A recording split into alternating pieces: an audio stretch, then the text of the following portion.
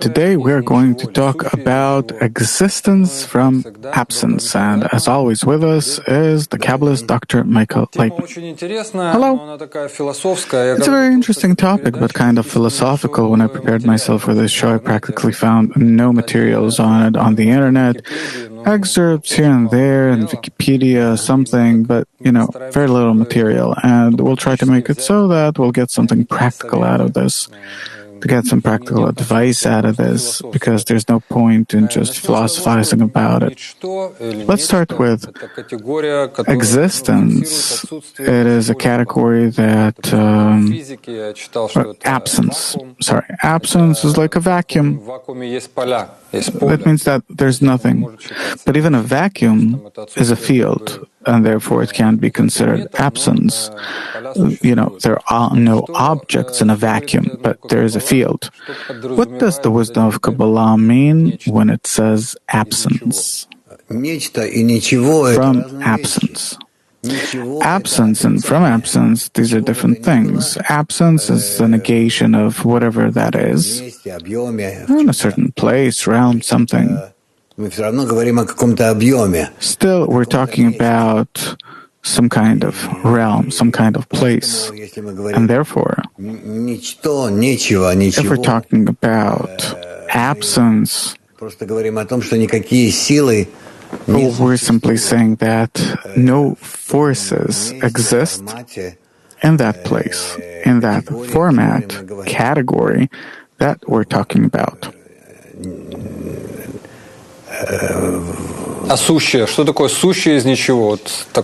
What does it mean, existence from absence? Existence, it means that something exists. Yeah, but how can it come from absence? Well, that's another question. That there's absence, and there's existence, something that, what we call existence from absence. It's a question, how can it only appear? And what realm does it exist in? What properties does this absence have? And who can talk about this altogether? Confirm it in relation to who or what does it exist? Who feels it? I mean, these are all very serious, deep, you can say philosophical questions, but still, in the wisdom of Kabbalah, they are scrutinized very clearly, and each has its place. So, what is existence, and what is existence from absence? First of all, we need to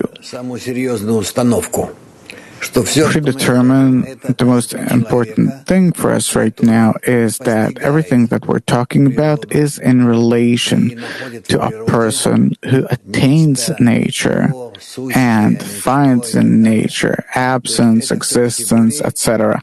Meaning, these are all categories that if we're talking about them, then what we're talking about is how a certain person at a certain time, and also today, whoever performs a certain effort can achieve these categories in nature, meaning they don't exist in and of themselves outside of the person.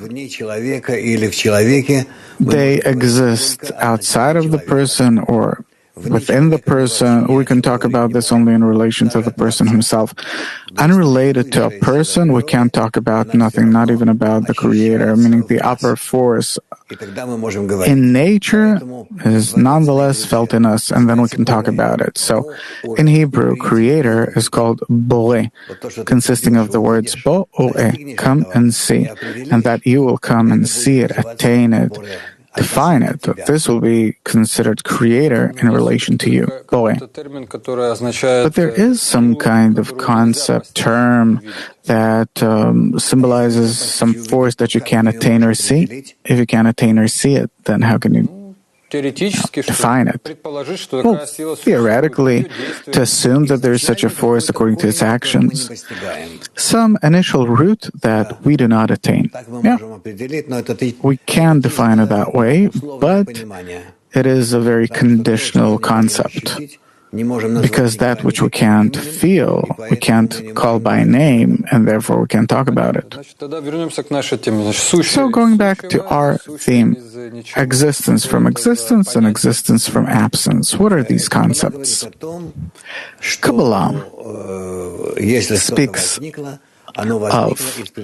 says that if something appeared, it appeared from some kind of previous condition in which what appeared now did not exist. So that state in which nothing existed is considered to be the beginning state of all that exists. And in that state, we can say that only the upper force, after which everything happened, existed. And further on, everything that happened from that state, we can then scrutinize it. As I understand, the upper force and the wisdom of Kabbalah is the absolute quality of bestow. That's already further on, where we can examine his actions in relation to creation. This is the conclusion that we come to. That he is good, absolute, does only good. His entire concern, all of his actions are directed at creating creation and in his like, etc.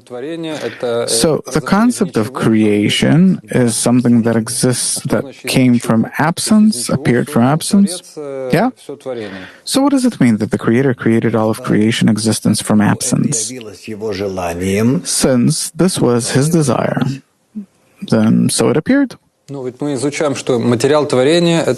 learn that the substance of creation is the will to receive.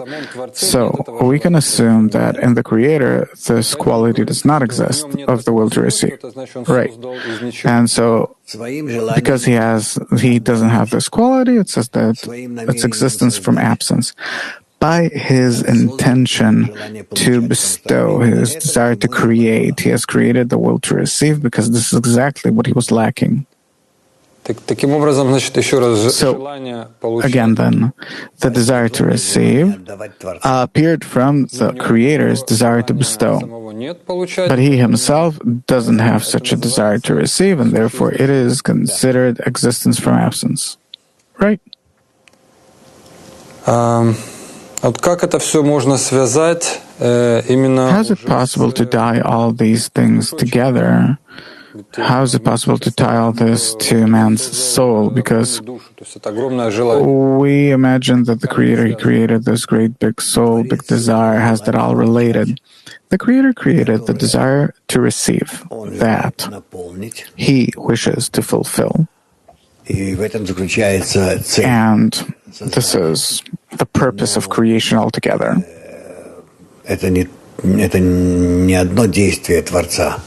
But it's not just a single action of the Creator. The desire to fulfill consists of the desire to fulfill with himself. In this case, it means to raise creation to his level, to the level of the Creator.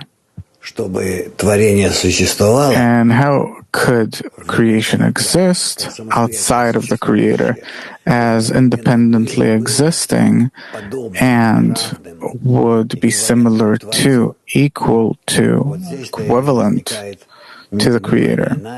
Here, it's a misunderstanding on our part, lack of understanding on our part. What did the Creator create? The Creator, out of his desire to bestow, created the desire to receive. And all of his action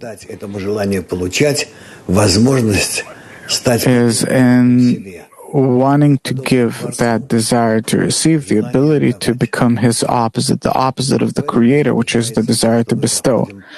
And this is everything that we go through in our world is a result of that. All of our qualities, everything that we go through, it is how to adjust the desire to receive that the Creator has created in us so that we will be separate from him, that will exist as separate entities, separate consciousness, that we ourselves, by our own desire, efforts,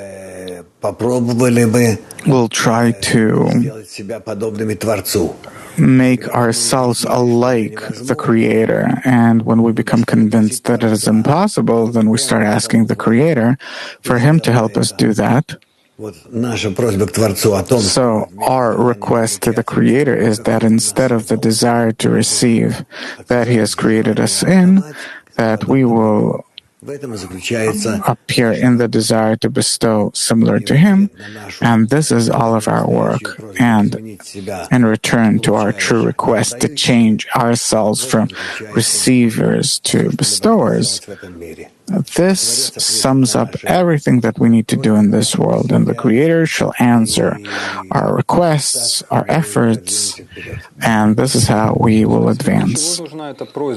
So what is this request needed for? It is the recognition of that a person really wants to change. That's it? Yeah? Only that. Man's work,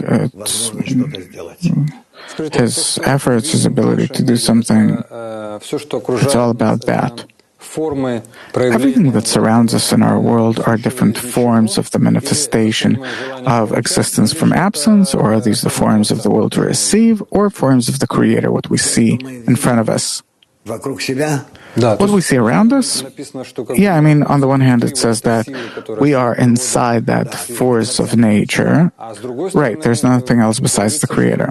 And on the other hand it says that everything that we see around us, these are all forms, manifestations of the desire, the will to receive. These are forms of the desire to receive on the background of His desire to give, fulfill, bestow, love, etc. We actually see as if two pictures laid one upon the other. His complete desire in regard to us, to fulfill us, bring us closer to Himself, that we will become similar to Him on the one hand. On the other hand, we see between us and Him different such appearing terrible events, like an egoistic force that we can attribute only to ourselves. The Creator, He created the ego on purpose in order for us to discover it and see how can we get rid of this egoism and ask Him, becoming convinced that we ourselves can't, to ask Him to do it in our stead. This is what all our work in this world is about, actually. The recognition of evil, of our own nature, and a plea to the Creator for Him to change it, invert it into its opposite. Well, it's all very logical, simple. There's the desire to bestow, the Creator's desire to bestow, created the will to receive, giving us freedom of choice in order for us to acknowledge the recognition of evil, and we come to the conclusion that we want to ask to change our nature. And in nature, everything's simple. Please go ahead. Then why is everything so tangled up? It's not that He tangled it up. If there's none else besides Him, then why millions of years of development and hundreds of thousands of years of the development of man? Our egos confusing us. Yeah, but who created it? It says about that the Creator, He made everything simple, straight, direct, and people, they laid upon it different paths and ways and got confused in them. Yeah, but it says that man has no freedom of choice, meaning that nature has to take us through this entanglement. I just want to understand why all of it, in order for us to nonetheless scrutinize about ourselves and about what the Creator did with us, and how should we actually come closer to becoming like Him. So what, we need the hundreds and thousands of years for it? Well, not hundreds of thousands.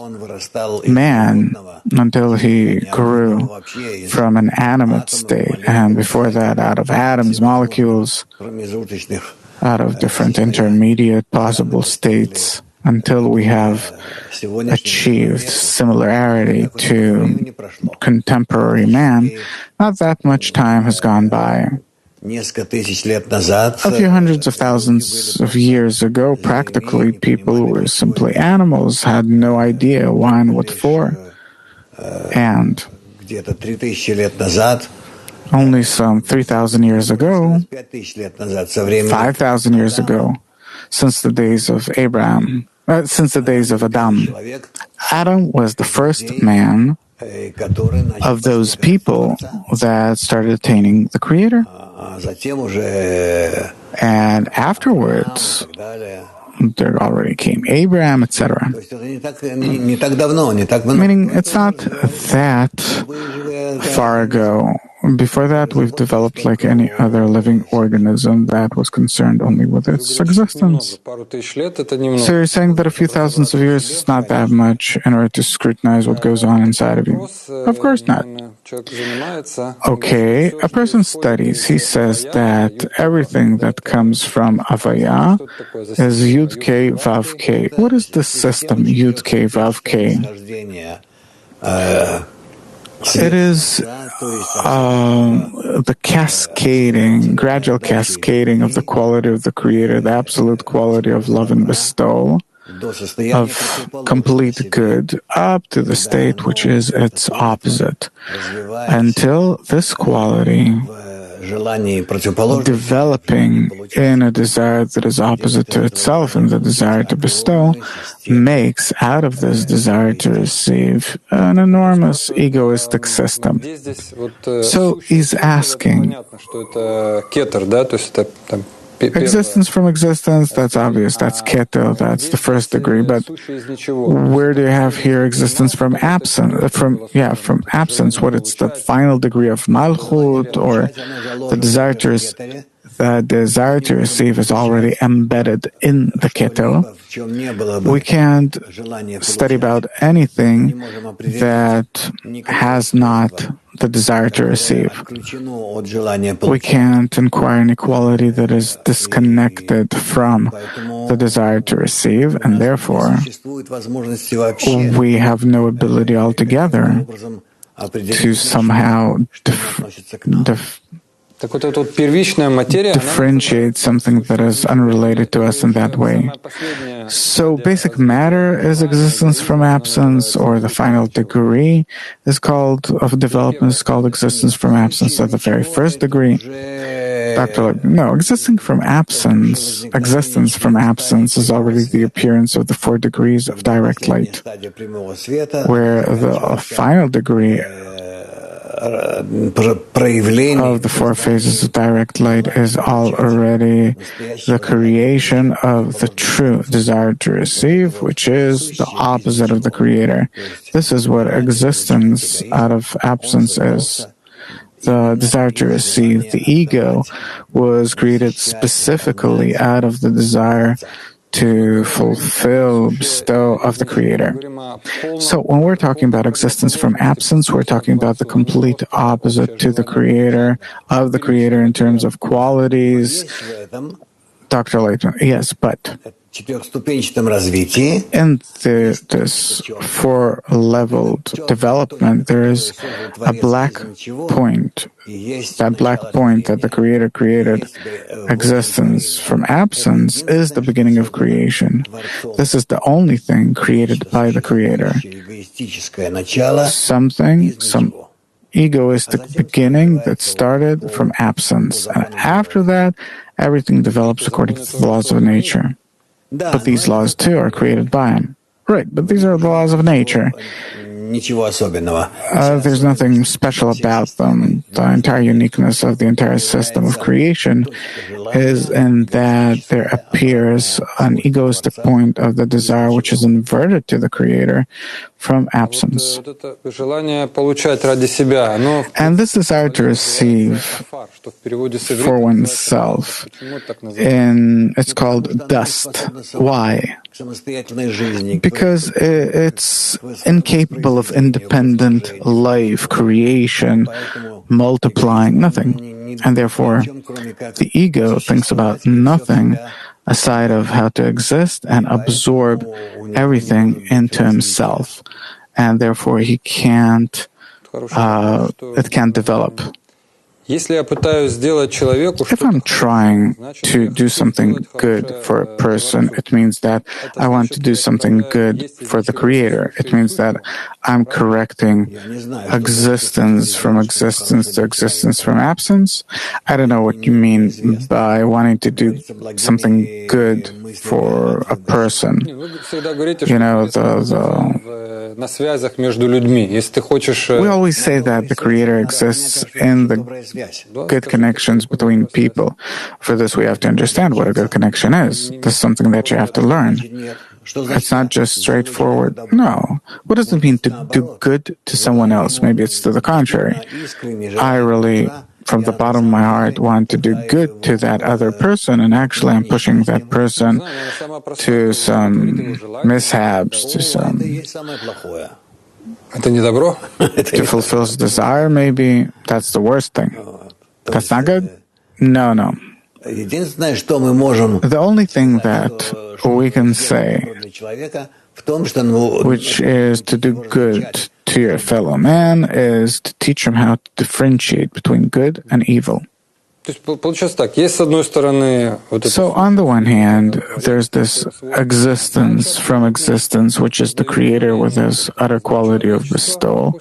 He creates humanity, for example, and I can't directly work with the Creator with that force. I don't have the tools to orient myself on him, but I have to work with my fellow man. And I understand that if I want to also acquire the quality of the Creator, and I want it because that's the most optimum state, so it says at least, by those that have attained it, then I need to, in relation to that fellow man, I have to try and bestow to him.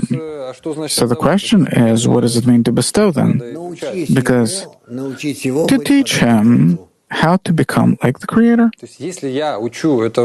So, if I teach my fellow man how to be like the Creator, then by that you give him the best possible.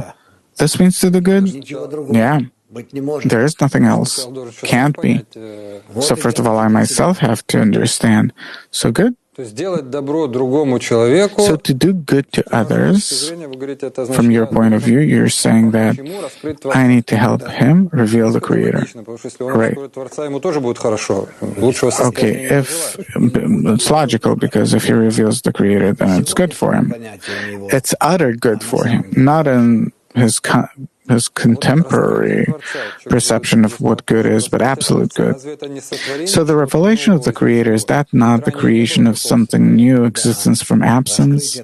Yeah. The revelation of the Creator in every person, it is like the creation of man. Meaning, I, in my egoistic desire, begin to acquire, shape myself in the form, in the shape of the Creator, to build a system called Adam in myself. Adam, from the word Adameh, to become similar to the Creator. So everything's simple. I need to understand who the Creator is. This is something that we can understand only by doing something that is similar to the Creator, and to help others to achieve that state too. Right? And this will be called bestow on my part. This will be called the creation of man.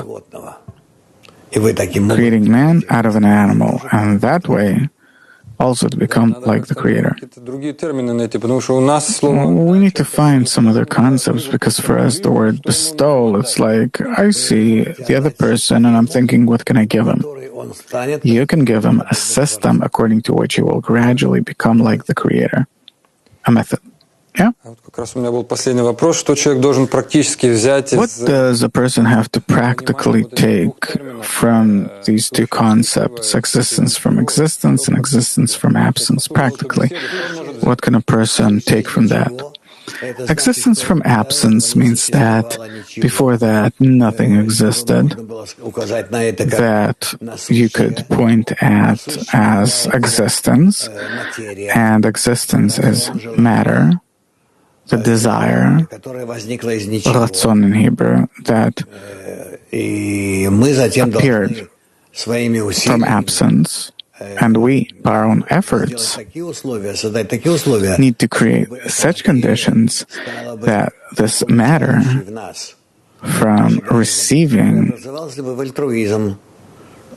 from egoism will invert into altruism, and this way we will as if correct our nature that the Creator has corrupted on purpose. I'm talking a bit in a confused way, but for this we'll need another talk about it. But still, practical advice. What can we take from this talk, at least for today? That we are special creations of the Creator, consisting of an egoistic beginning that doesn't exist in any other form of nature but man, and precisely because this egoism exists in us, we can invert it in the quality of love and bestow, as if to invert it inside out, and instead of ourselves, what we'll get are entities similar to the Creator. Thank you very much. This was our show, Spiritual States, Existence from Absence. All the best.